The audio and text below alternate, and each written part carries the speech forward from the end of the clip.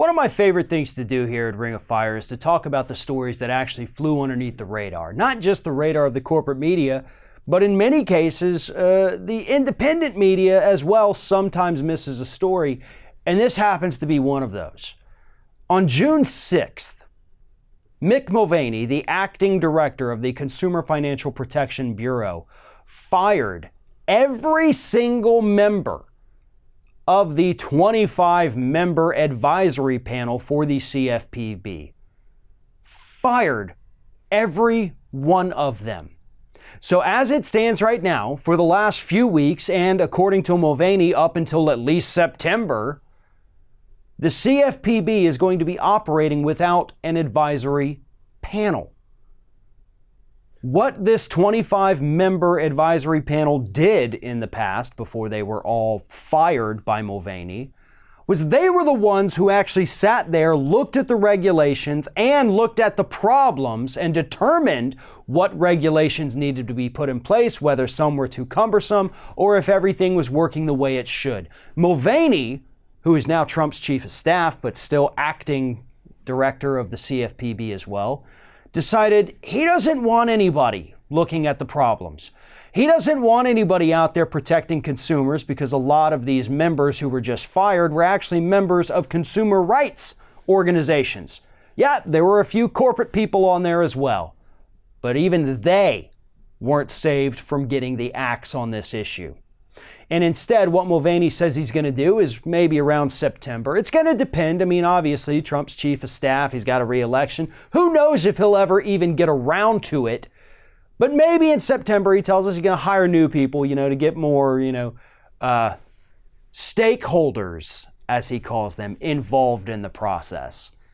Now, I wonder what that could mean, stakeholders. I bet it's probably pretty similar to shareholders. Mulvaney is going to stack the CFPB advisory board with corporate hacks who do not want any regulations in place. And no, Mulvaney has not come out and said that, but his actions have been saying that since he took over the CFPB. He sided with payday lenders over his own industry and argued in court via filing that his agency's own regulations shouldn't go into effect against payday lenders because they were just too burdensome. They were too broad. Oh my God, we shouldn't rein in these people who create these endless cycles of debt for low-income Americans. How horrible would that be for payday lenders? One of the most predatory industries in this country. So yeah, we know where Mulvaney stands on the issues, and he stands 100% with corporations and against American consumers. Furthermore, Mulvaney's actions actually run counter to the law itself, because as part of the Dodd-Frank bill, the CFPB has to have an advisory panel.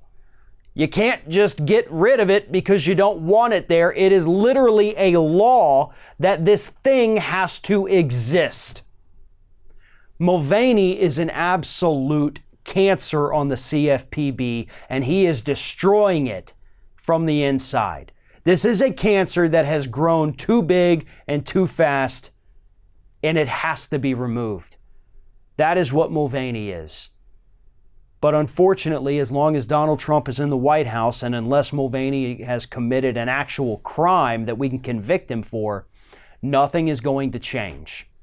And hopefully in 2020, the American voters recognize that Trump is a horrible human being and an even worse president, and they replace him with somebody who's going to put consumers first in this agency that was created to actually protect American consumers. Thanks for watching, everybody. And don't forget, if you like what you see here, like, comment, share, and subscribe to our channel. And now you can also become a member of Ring of Fire and get exclusive early access to certain Ring of Fire videos all throughout the week. Just click on the little join button right below the video.